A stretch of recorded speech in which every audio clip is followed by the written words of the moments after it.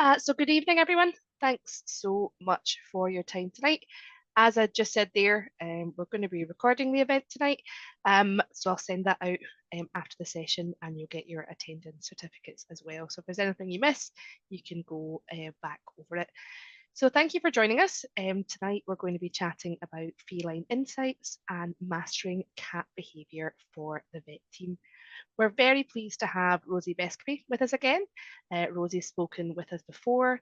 If any of you have seen her previous session or any of the work she's done, really, really good webinars. And I think you'll get some really good tips from tonight. So our plan for the session is Rosie's going to chat to us for about 50 minutes, and then we'll have time for a Q&A at the end. So you might notice in the bottom of the screen, there's a little Q&A button. And in there, you can press that and you can add your questions as we go through, and we'll go through them all at the end. Just a quick introduction to myself. So I'm Jill, I'm one of the vets at Protexin. So there's 10 vets in the Protexin team. So if you ever have an inquiry directly to Protexin or through your local supplier, it's often us that's dealing with it. So it's nice to have everybody here. And those of you who don't know, hello, nice to meet you, so to speak. So why are Protexin doing the event tonight? So a lot of people often think of Protexin as a gut health brand, but actually a couple of years ago, we launched a product called Serenicare. So what Serenicare is, it's a calming support for dogs and cats. It's containing a novel blend of ingredients to help manage stress, anxiety, and gut health. So what makes Serenicare quite exciting is it's a combination of alpha-casozepine, that hydrolyzed milk protein, and L-tryptophan. So we've got these kind of stress management products in there. We've also got this calming postbiotic blend, which is a bit different, and that's been shown to manage stress and anxiety-related behaviour. And we've also got Fibersol. So what that is, it's ingredients that we have at Protexin. It's a prebiotic. So what it's trying to do is improve the gut health. So if we have a healthy microbiome, then we're going to have that better gut-brain communication and improve that kind of gut-brain axis. So as we know, and a lot of studies are going through just now, gut health is very strongly linked to brain health. So if we've got a healthy gut, it can hopefully help us mentally as well. If you do have any questions ever on Serenicare, you can contact your territory manager or your local sales team as well. So the reason we're doing the session tonight is when we launched Serenicare, a lot of conversations that we had with vets and support teams, that people really wanted a bit more training, in animal behaviour. I know when I was at vet school, it's maybe not, something that stressed maybe enough. We could do with a bit more training in it, I think. And it's such an important part of every consultation you're in, how the animal behaves and what's going on. And it's something that's really helpful to get a little bit of extra learning on and a bit more support with. And that's why we've asked Rosie to come along tonight and talk to us. So to give Rosie a proper introduction, Rosie is a fully qualified clinical animal behaviourist with a degree in zoology and psychology from the University of Bristol and a postgraduate diploma in companion animal behaviour counselling from Southampton University. She is an ASAB certified clinical animal behaviourist, a full member of the Association of Pet Behaviour Counsellors, a member of the Professional Association of Canine Trainers, and registered as both a clinical animal behaviourist and as an animal training instructor with the Animal Behaviour Training Council. So I definitely know we're going to get a good session from Rosie tonight, so I will pass over to you now.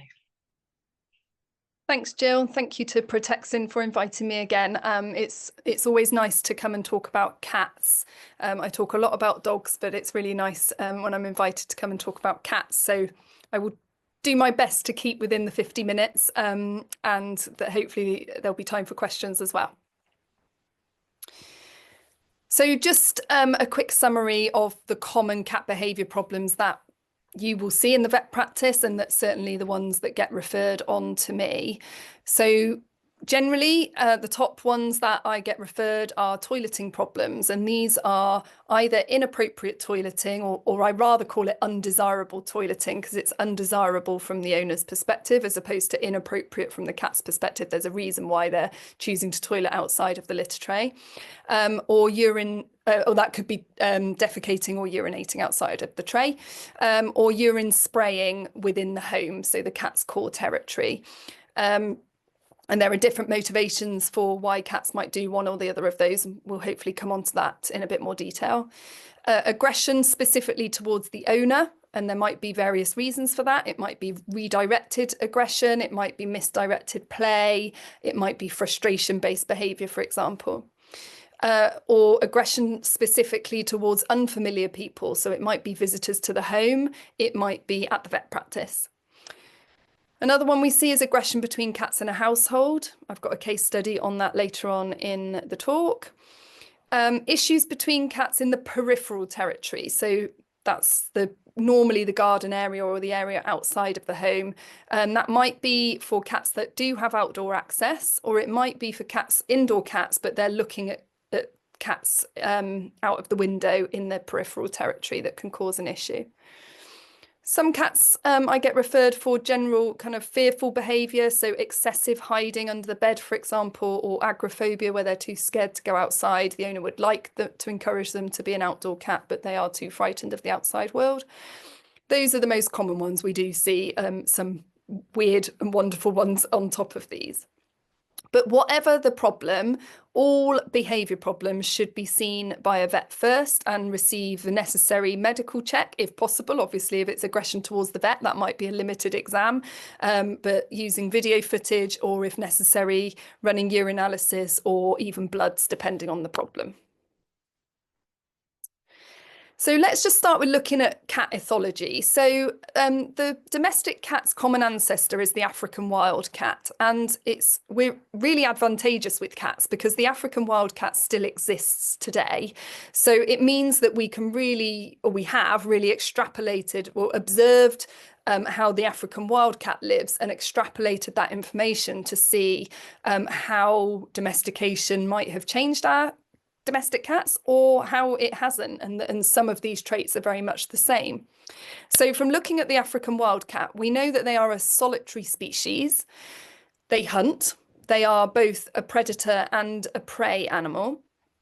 They're extremely territorial, and they use scent communication to mark their territory.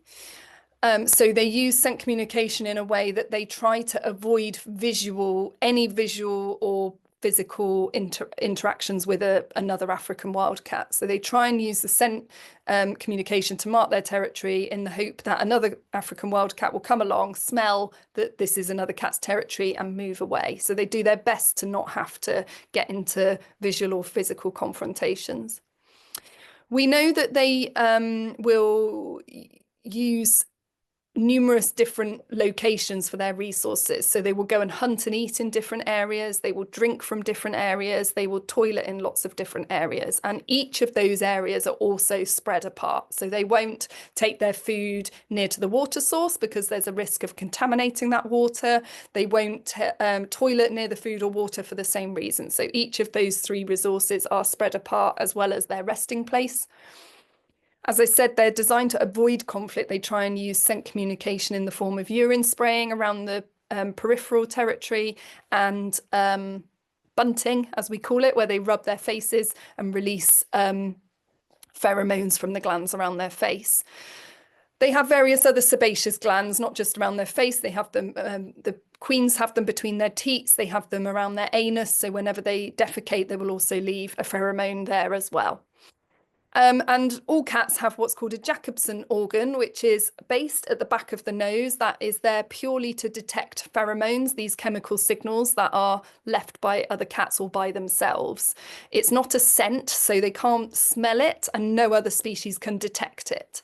So it's a species-specific gland, and it's a species-specific pheromone. Get my words out. So we'll piece that together, that ethology of the African wildcat. We're going to piece in to all the problems that we're going to look at today that cats show. So first of all, let's talk about what challenges cats face when they're taken to the vet. So they definitely go through a concept called trigger stacking when it comes to a vet visit. So by that, I mean that there are lots of multiple layers that create stress for the cat, and they pile up on top of the other.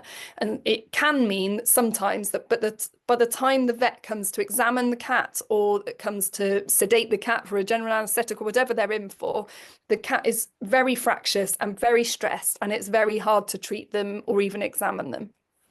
So the first trigger that causes stress when a cat needs to go to the vet is getting them into some sort of cat carrier. Then the travel to the vets, whether they're walked there, or whether they are driven there by public transport or the car, that's going to be a stressor for them. Sitting in the waiting room around the smells of the vet practice, that might be the chemical smells of the cleaning products, it could be the smells of other stressed cats, it could be the smells of predators like dogs, for example.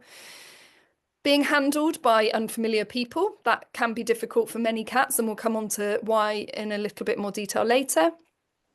As I said, the other scents associated with the vet practice, they might be already experiencing some sort of pain or discomfort, and that's why they're being taken to the vet, so they already feel quite rubbish. Or sometimes vets have to do things that aren't particularly pleasant and might even cause pain to them when they get there. And then for some cats that are going to stay in for any amount of time, they are confined to a small kennel, cattery sized area out the back. So first of all, and I know you're all thinking, well, this isn't really our problem, this is an owner problem, but I do think if there's any way of getting posters up or leaflets out or information up in the reception area about the importance of the cat carrier, it would make everyone's lives so much easier. You will get less cancellations because you won't get the owner saying it saw the cat carrier and it ran off. And much less stressful for the cat, and it means it's not the first trigger on that trigger stacking effect. So it does start at home with the cat carrier. Now this is my cat Fern, and a couple of photos here. You will see that I have the cat carrier out in my house all the time as part of the furniture.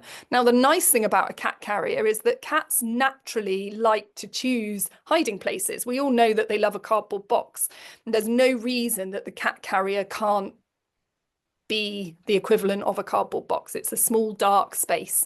And actually, if you in winter, if it gets placed by a radiator, then there's no reason why a cat without any negative history of the carrier wouldn't choose to go in and sleep in it.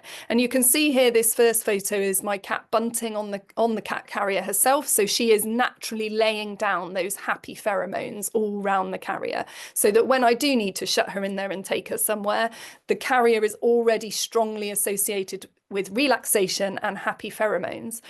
So for some cats that might have had a negative association with the carrier, it might be that we start off in the home with just the bottom half of a carrier, and this brings us on to the type of carrier as well, which I'm sure you'll all agree we would like all owners to have a carrier that can come apart rather than ones that you have to get the cat out without being able to take them apart. And again, maybe that's something you have as literature or information in the reception area to try and educate owners, or even stock a few of the decent sort of carriers and sell them if you have a particular nightmare case that you can't get out very easily.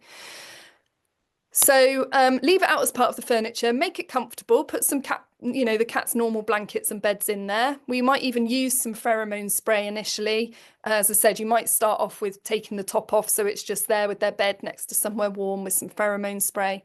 And in an ideal world, we would just put some treats in there every now and then so that the cat finds something delicious every time they choose to venture in there. And then when you do need to get them in the carrier to take them somewhere, you would just do the same, put some food in there, and then your cat will hopefully walk straight in, and you can close, and I'm talking about the owners here, can close the door and take the cat off. So information sheets on that is my advice in terms of vet advice to owners.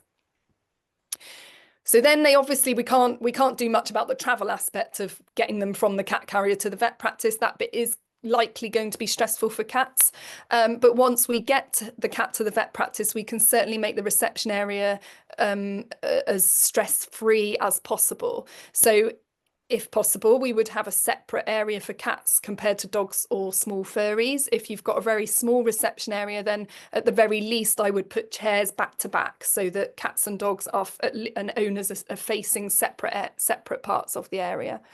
If it's not big enough to do that, then I would suggest either the dog owners wait outside or in the car, or the cat owners wait outside and in the car, because that's very difficult for cats and dogs to be in proximity to each other. Cats, as I've already said, will naturally choose to like hidey places, but they also like high places. So the receptionist can encourage owners to put the cat carrier under their chair with their legs in front of them, so they're kind of hidden under the chair, or up on a chair next to them, or some people will have stands. Some vet practices have stands in the reception area that you can suggest that they pop their carrier onto, and if they don't already have one, provide them with a blanket. You might pre-spray it with some pheromone spray and drape that over the carrier as well, so that the cat is feeling more hidden and more confined. So then we move on to introducing yourself to the cat, and many of them won't want to be introduced to, unfortunately. It's the nature of the cat and the fact they're already stressed. So the more we can do this in a hands-off way, the better from the cat's point of view. So to start with, whatever the type of carrier they've got, I would just open it, start taking the history and chatting to the owner. Place some treats outside the carrier, pop it on the table, by the way, because cats like heights. Rabbits and dogs do not like heights, as a side comment. So if we can examine them on the floor, they'd much prefer it. But cats, that's what the table is for. So place some treats outside the carrier and give them a chance to come out of their own accord. If they're reluctant to come out, and we can do so with the style of carrier they've got, then I would examine them in the carrier, or at the very least on the cat's own bedding. So if we do need to get the cat out of the carrier, or even if they walk out on their own accord, I would then remove the bedding as well and examine them on their own bedding, providing more treats as you examine them. We want to do everything with all animals in the vet practice with minimal restraint. As soon as we start restraining them in any way, we are removing all concept of choice and control from the animal, which inevitably causes them to feel more stressed and often to get frustrated or more frightened and fight against and escalate their behaviour. So actually, in the long run, restraining animals is going to make your job harder. It's going to cause an ongoing negative association with the vet practice, and it's going to make the animal's behaviour escalate each time they visit. If we do need to do any sort of restraint with cats, I would always recommend using a towel or a blanket to wrap them. I call it a burrito wrap. So whichever part of the cat you need to get access to, you would wrap either their head and their front end if you need to get to the back end, or the other way round, but include the feet, so you've literally got the wrap, so it's just the cat's head sticking out, so you've not got any chance of claws getting you. And we'll come on to the kennel in a moment, but in every kennel, every area, however small for the cat, they should have a high and a hiding place. They're normally in one, I see them as one thing, so it's a hidey place with a table they can get on top of that fits in a nice small cattery sized pen. They should have a litter tray, the water and the food in a triangle setup, so they are as distributed as possible within that tiny space, and a blanket that covers half of the front of the door, so the cat has the choice about whether to hide or whether to be able to look out. And again, if they're in for long term, more than 24 hours, you might get to learn whether that cat is constantly hiding behind the covered part of the door, in which case you might want to cover the rest of the door, or whether they're very sociable and constantly at the open part of the door, in which case they might not appreciate the covered section. So then it comes to the actual examination. So I've already said we'll try and do it on the table, because heights for cat equals safety. So here's again Fern at her last vet visit, making use of the high spaces in the consult room. So ideally, we'd allow the cat to come out on their own, or to examine in the bottom half of the carrier on their own bedding. If necessary, if we know it's a cat that's either very stressed in their nature and has kind of symptoms of that at home, or is very stressed at the vet and difficult to examine, we might need to discuss or have on the clinical records for recommendation next time anti-anxiety medication for the cat prior to the visit. For many cats, Serenacare will do the job. It does need a 2-week loading period, sort of minimum, so 2 to 6 weeks. But for those cats that are kind of stressy at home as well, then that's a probably hugely beneficial thing for them to be on longer term anyway. But it will also help with vet visits. And it can also help if the owner keeps giving it for a few days after the vet visit, just to allow the cat to decompress afterwards. And when it comes to the types of treats that every consult room should have, a variety is key. So licky licks, the sort of wet stuff for you to sort of smear on the table and the cat might lick at as you're examining them, or the pill putty you can squish into the table or into different shapes, or you might get some crunchy treats that are available as well. Different cats will have different preferences, and depending on what you're doing with the cat, you might want to use different textures treats. Again, here's Fernie at the vet's. We put her blanket on the weighing scales and she happily walked herself on and plonked herself for a little lie down while me and the vet continued having a chat. So we can set up these vet visits to make cats as relaxed as Fernie is.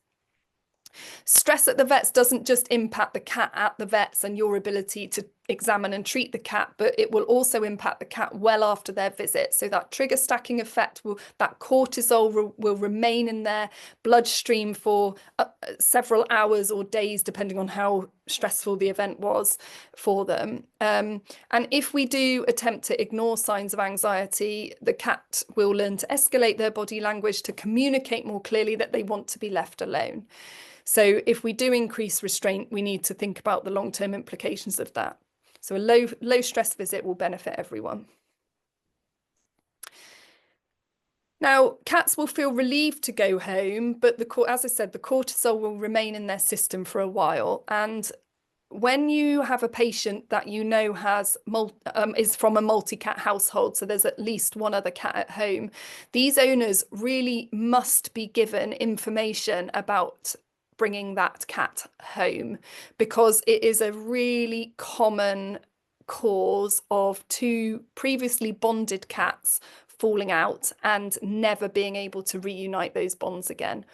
Because cats are, so the slight difference between the African wild cat and the domestic cat, the African wild cat is very, very, very solitary and very territorial. We know that the domestic cat, they can live in groups. We know from sort of feral free-ranging cats that they can live in groups, and we know in the home environment that some cats can be very, very bonded with each other.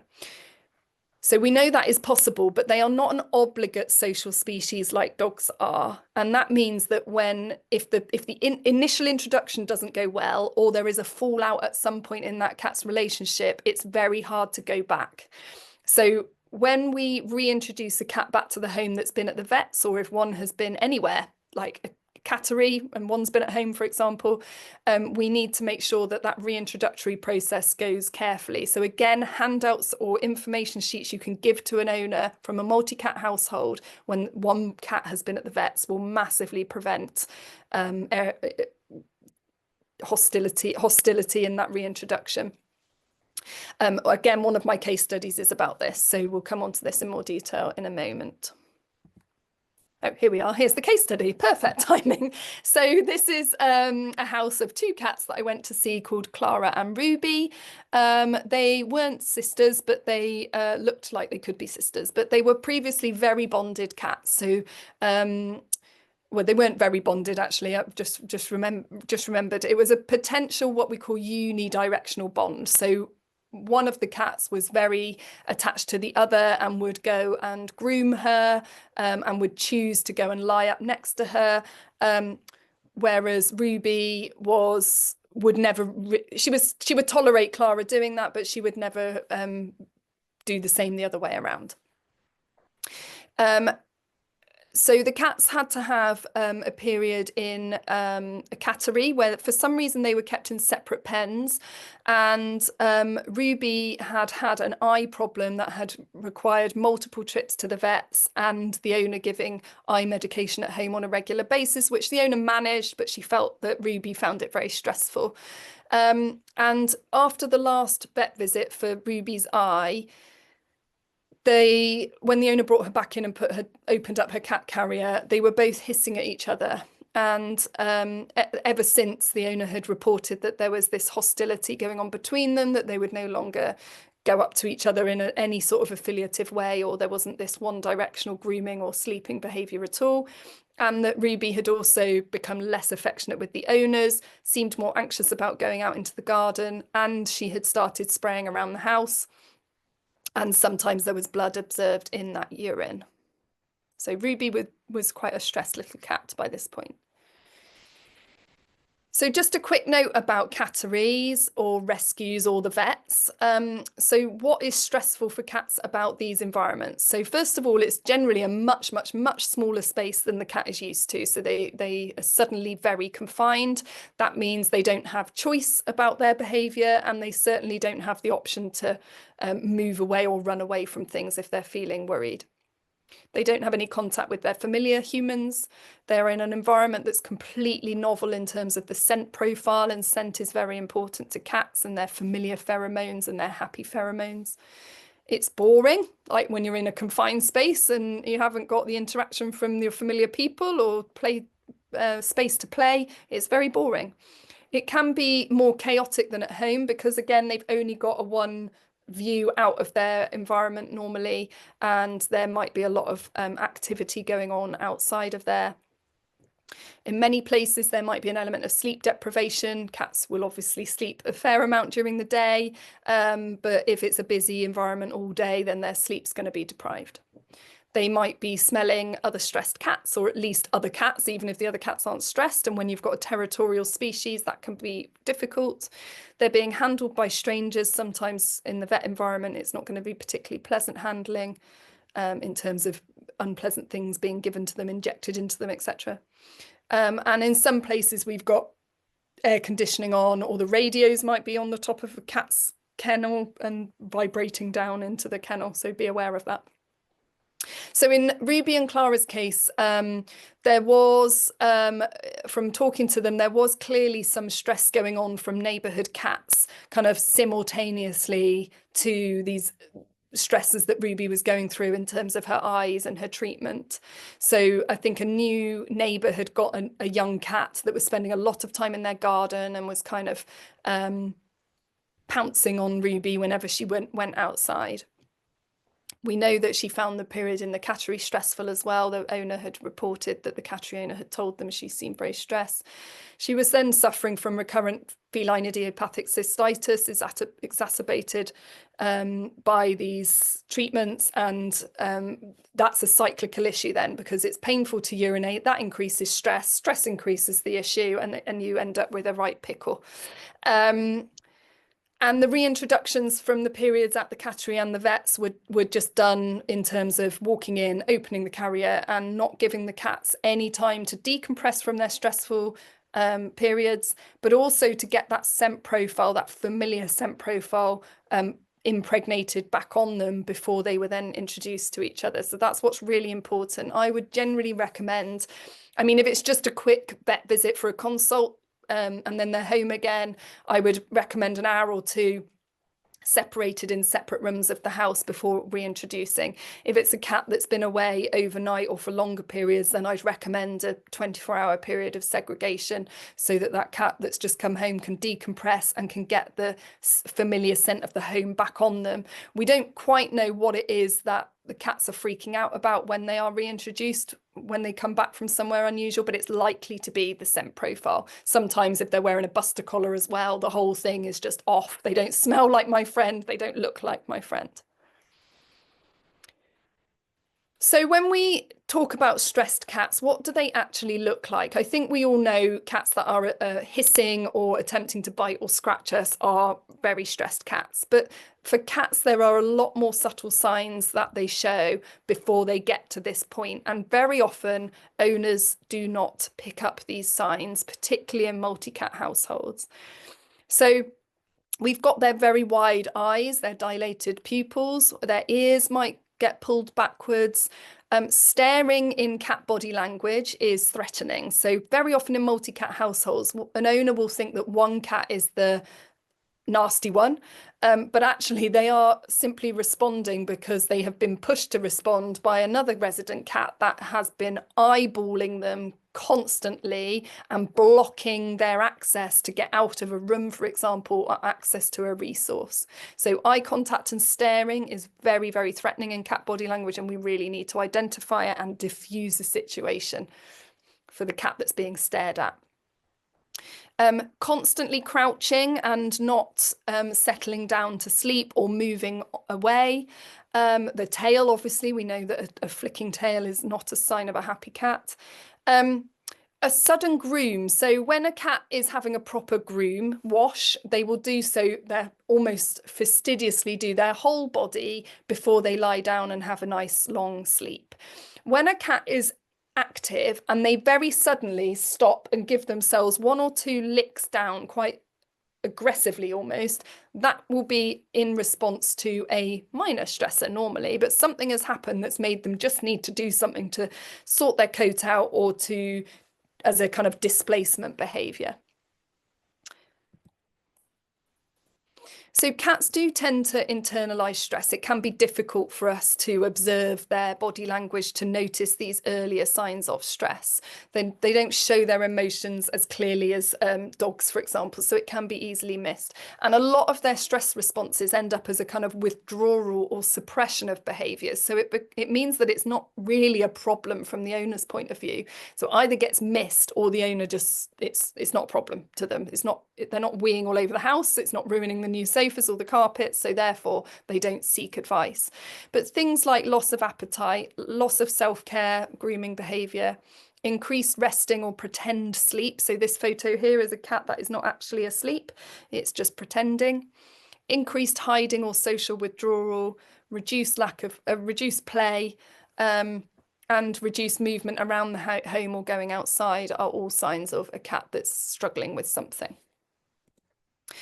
But then we come on to more obvious symptoms, which are the ones that I listed at the start that generally get referred through. So the inappropriate or undesirable, urination or defecation, urine spraying inside, increased scratching on surfaces or in new locations, aggression and over-grooming, although over-grooming is very commonly a medical issue. Sometimes behavioural advice can help to just make the environment less stressful for the cat, but generally speaking, there will be a medical component to that. So what makes cats part of the same social group and bonded? They are part of the same social group if they wash each other, they sleep in physical contact, so like croissants actually touching each other, and they greet with nose sniffs or facial rubs or their tails entwined, or they might rub their bodies up against each other when they greet each other. Here's a photo of my cats. One is Fernie, who you've already met, and the other is Holly. And you might take from this photo that they are a bonded pair. They're lovely and relaxed there in their sleeping locations. They're not a bonded pair. So they don't ever choose to curl up in contact with each other or wash each other. So just because they are in close proximity here, that is out of choice, because they have multiple resting places that tick all the cat boxes, like warm places next to a radiator or high places. So it does mean that when they choose to be near each other like this, it is out of choice and not because they have no choice. They're being kind of forced to tolerate each other. So the key thing in multi-cat households is to ensure that there are plentiful supply of all the different resources and things that cats value.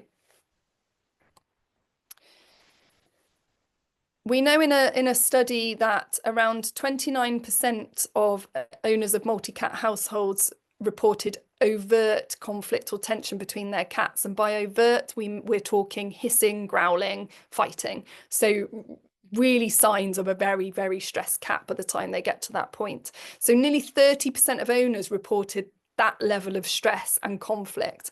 And so if we think about the more subtle signs like the blocking, the staring and the avoiding each other and all the signs that an owner's missed, it's likely to be much, much higher than that, which suggests that a lot of multi-cat households aren't very happy multi-cat households.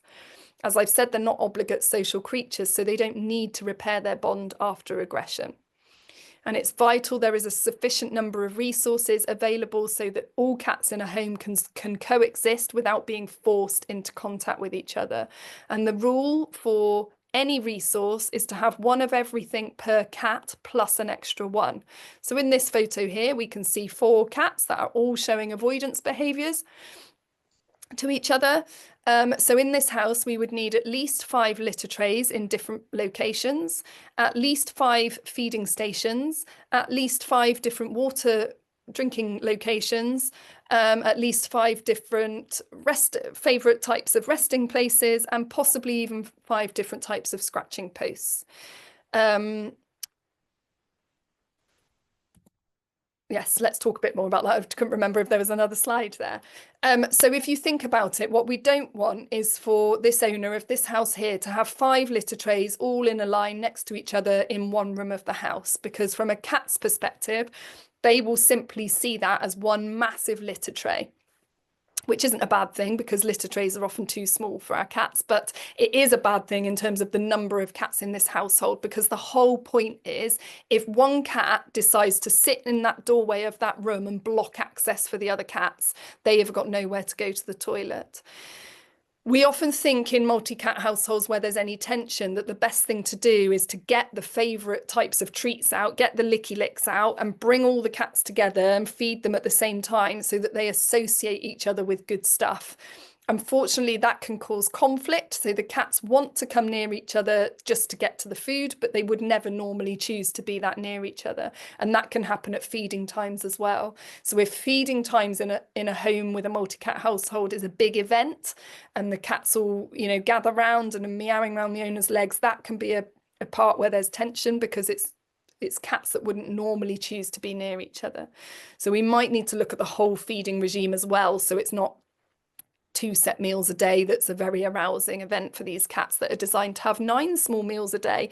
Although I tend to advise most owners to aim for 5 because 9 is very difficult when they are working. If there's any questions on any of that, please ask. I'm going to move on to the next case study. So the next case study is Hugo. He's a beautiful black Oriental. The owners got him from a breeder and the breeder owned the mum and the dad, and the mum was lovely. The dad was not friendly. He was quite an aggressive cat and they weren't really able to even meet him because he was that unpleasant to unfamiliar people. He'd been castrated, but he'd had a funny response to his general anaesthetic and had to be kept in, and it was all a bit stressful for everyone involved. Shortly after that, a couple of months after that, he went into a cattery for New Year's Eve and he hid the entire time he was there. He didn't eat anything or go to the toilet for 24 hours, and he was extremely aggressive to the cattery owner whenever she appeared at the door, so she wasn't able to enter the room at all. After that, vet visits had become completely impossible. He couldn't get out the carrier without trying to fly at people's faces. So then they asked the vet to do a home visit in the hope that not having that trigger stacking effect leading up to going to the vets would make him happier. Also at this time, he wasn't aggressive to visitors. So they asked a home visit from the vet. And unfortunately, as soon as the Hugo saw the vet, he's not stupid. He knew the smell of the vet and he ran, and they all were running around the house trying to catch this cat. When they did, he wet himself and it was very, very, very traumatic. And after that, he became aggressive to all visitors to the home. And the owners struggled to do any kind of husbandry or anything to him at home as well. So he was a very stressed cat by this point. So what did we do? We looked at reducing his overall stress levels. This was stage 1. So before we looked at any of the specific issues, we just looked at reducing his overall stress levels. So on the right hand side here, I've got a list of what we did to reduce his overall stress. So we looked at making his routine as predictable as possible and giving him the perception of full control over his environment. And we looked at making his home environment as feline friendly as possible. He was a house cat, by the way. So we looked at the environment in a 3-dimensional way, because cats view their environment in a 3-dimensional way, which means they look at what height is available to them and not just looking at the floor space and the odd bit of furniture. And owners can do this as thoroughly as they like, really. In an ideal world, you would have cat shelving, particularly for an indoor cat that doesn't have outdoor access, and particularly for very active cats like the Bengals. You would have cat shelving around every room of the house so that the cats can climb and sit up high and get round each room via the cat shelving. That might not be possible, especially people in rented accommodation. So what I tend to advise is a cat tree in every room of the house where possible, and to clear space off sideboards, off already installed shelving if there is a way of creating access for cats to get up onto furniture, and actively encouraging that by using treats or creating a step kind of ladder or moving furniture so they can hop up from one thing to another. And looking at the really high areas, so the top of fridge freezers or the top of wardrobes can be favoured resting places for cats. They just might need to have a route to get up there. And we also look at the home in terms of tunnels and hiding places. So can cats traverse around a room if we pull furniture a few inches away from the wall? Does that allow a cat to get round the edges of the room in a more hidden way, rather than feeling like they have to walk through the centre of a room, which again, most cats would choose not to, or if they do, they would show slight signs of cautiousness as they do so, or you might see that sudden groom when they walk into an open room and just feel the need to suddenly groom themselves, or they might hug around the edge of the furniture and go around the room that way, or hop up onto furniture and move around that way. So we made sure that there was absolutely no way that neighbourhood cats could see into his home. So we frosted the bottom half of all the windows so that there was no sitting on a wall outside staring into the home at Hugo.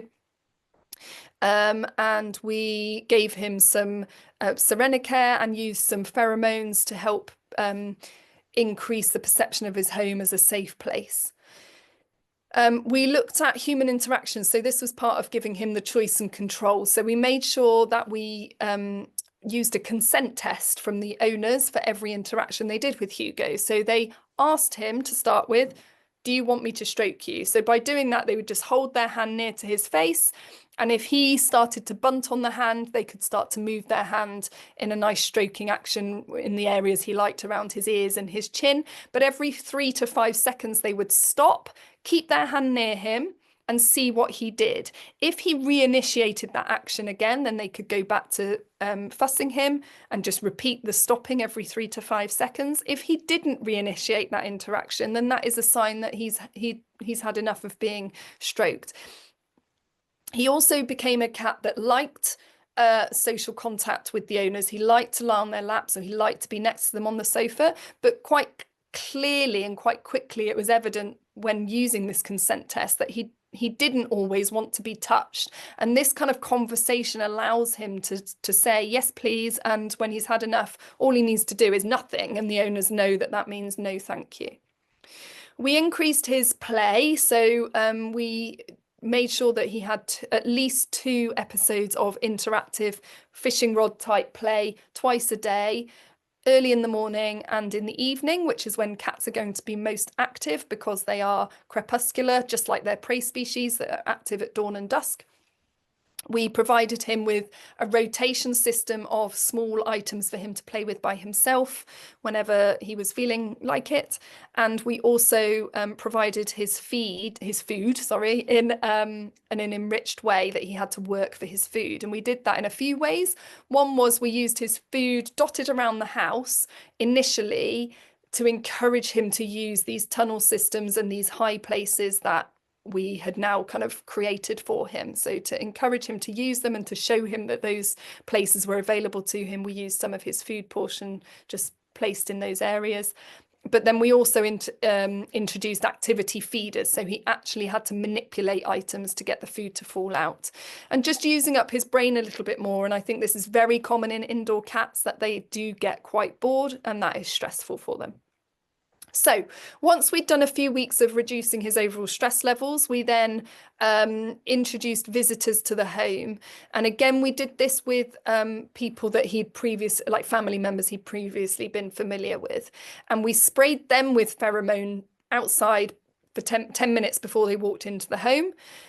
We initially gave Hugo their shoes or their bunch of keys or a coat for him to really get some scent information about the person before he was introduced to the person directly.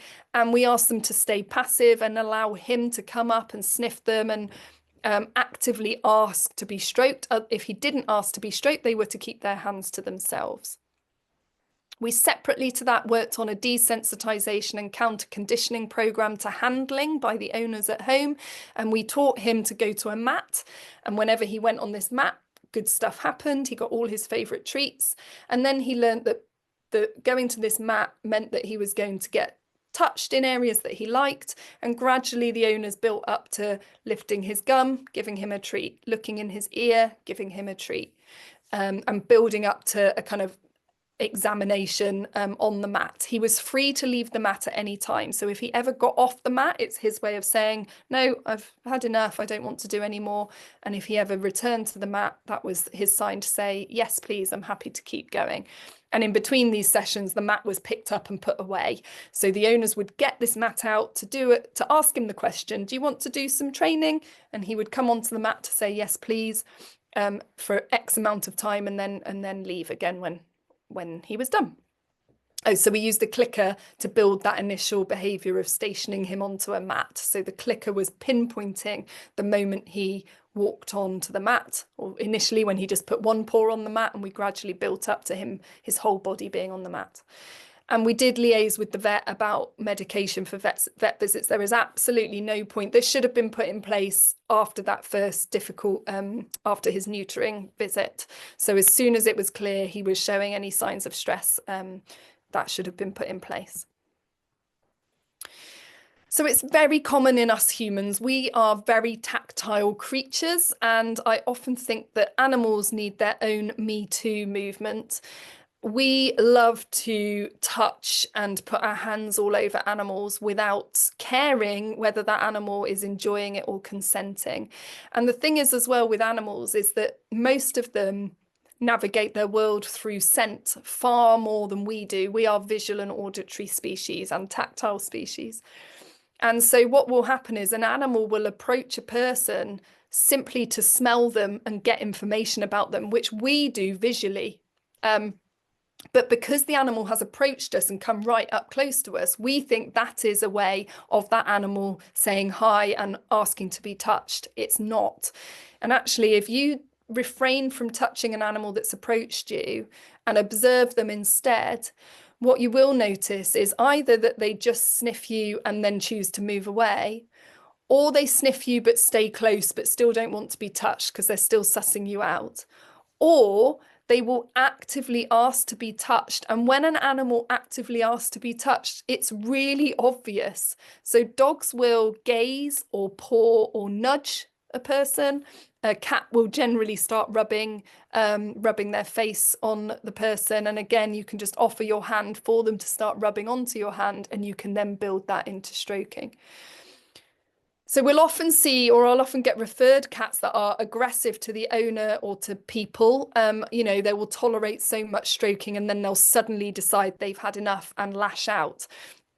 Normally it's because they didn't give consent to be stroked in the first place, but also the problem with cats is they want to feel in control of this interaction. So if we are there then constantly touching them, we think the cat said, yes, please. And so we just start touching them and don't give them the chance to say no.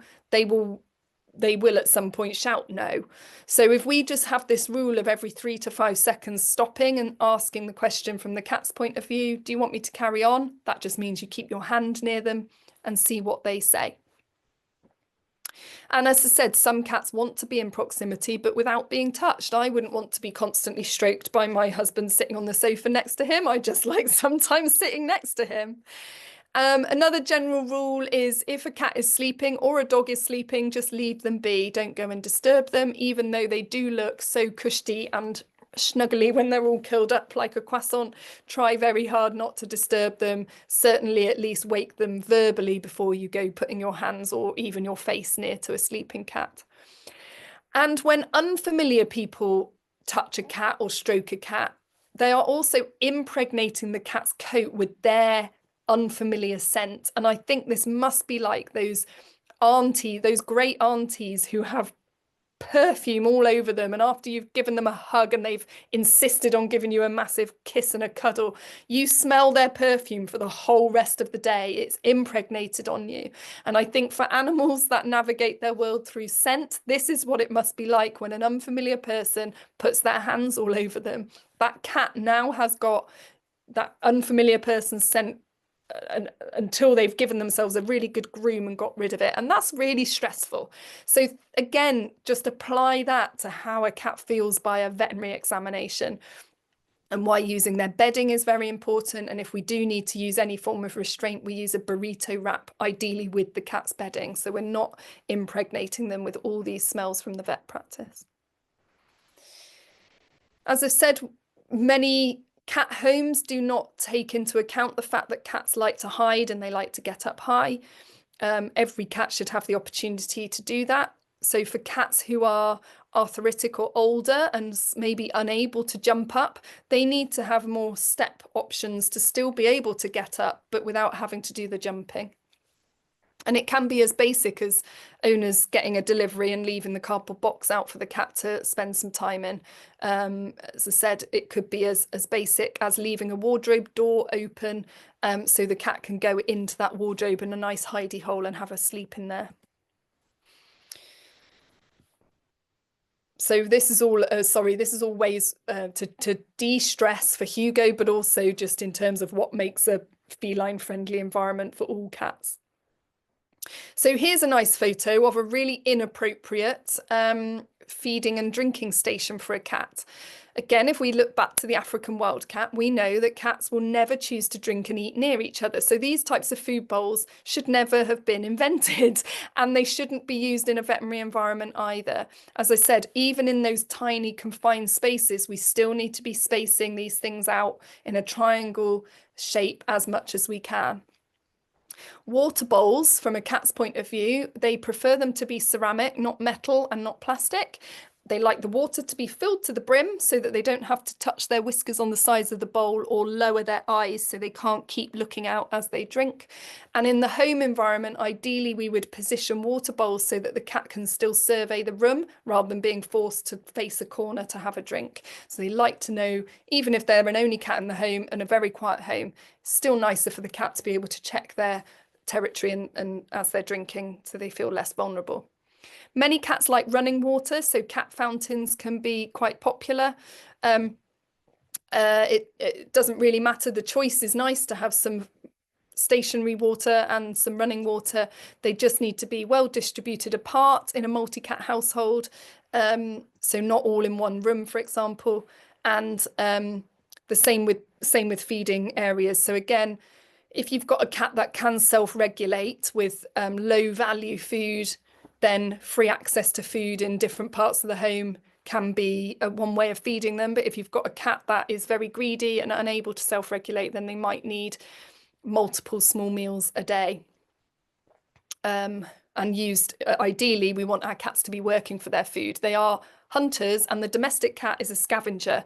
They are not designed to eat from a bowl 2 or 3 times a day. They are designed to have to work quite hard to get their food.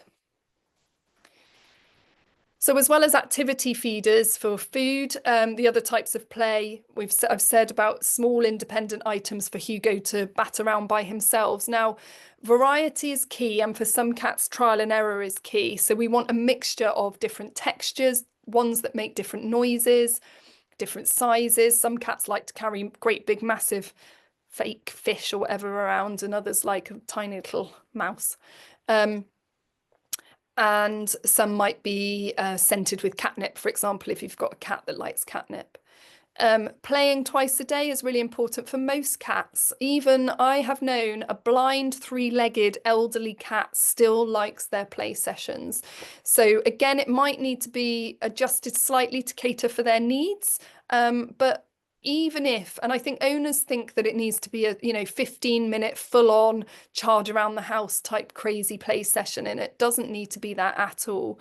30 seconds for some cats is enough. Just getting that, whipping their head around and that little stalk and a little pounce is enough.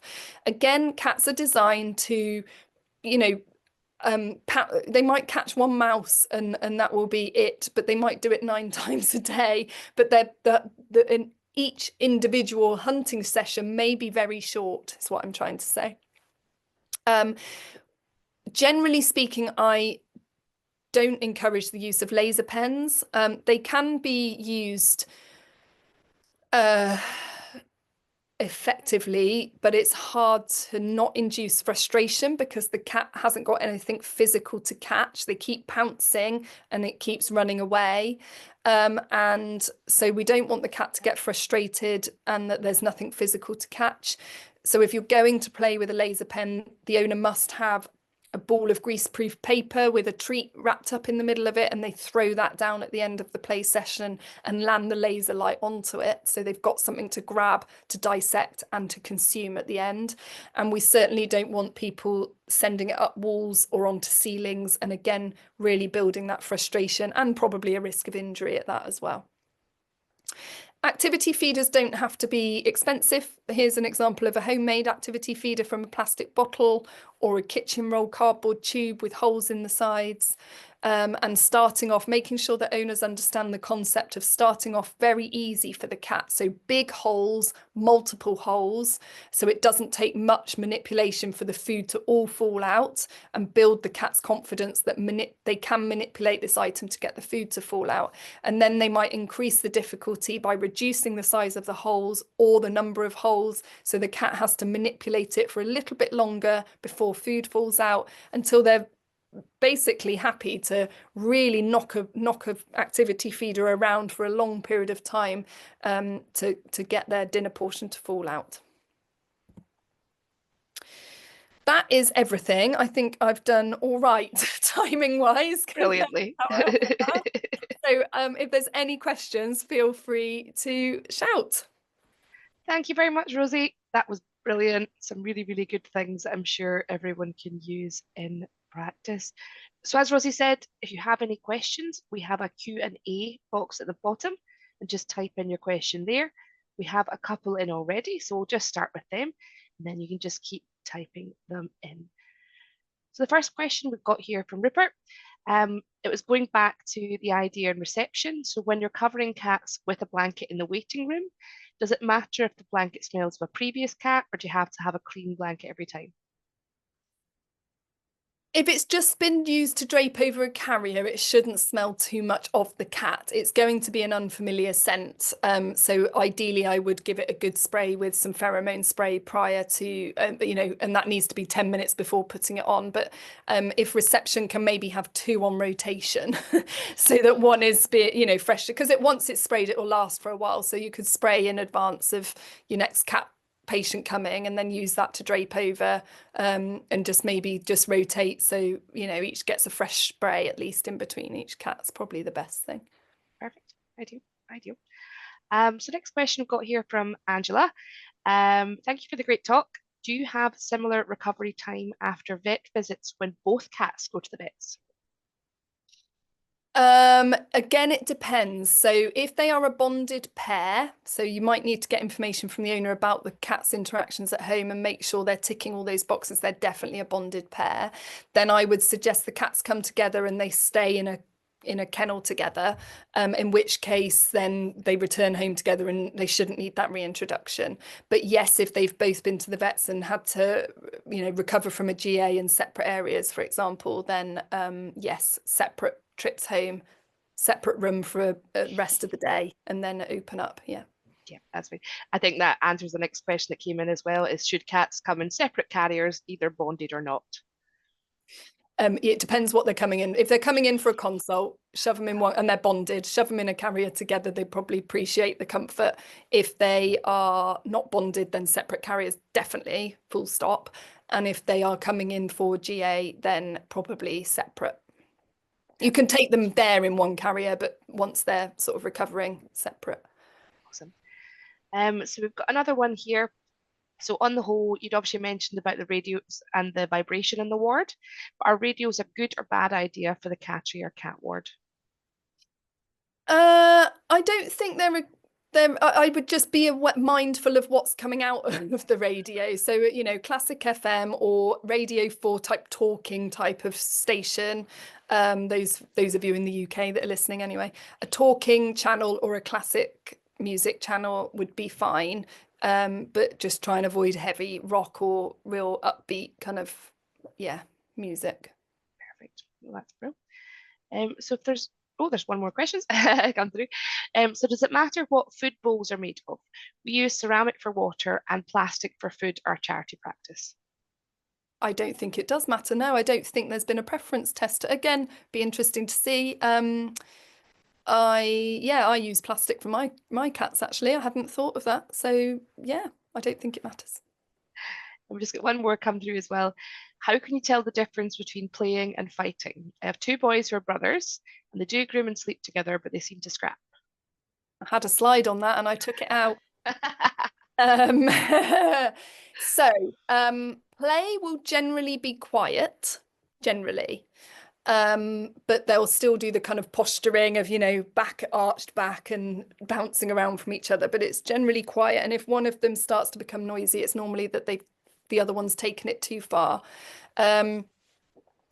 And it's mutual. So each cat will pounce towards the other and roll on top of each other. And it's not just one cat chasing the other relentlessly or being on top relentlessly.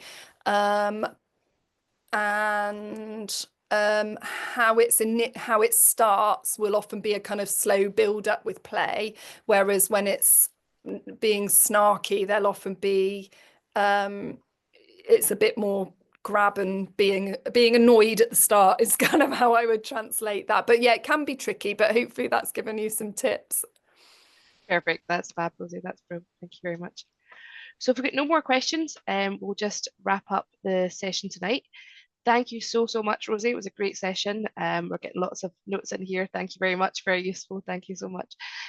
So as I said, I will, once we have it, send out the recording. Please feel free to share it with colleagues as well. We want to get everybody working hard and having good behavioural practices when it comes to our cats. So thank you very much, Rosie, and good night, everybody. Good night.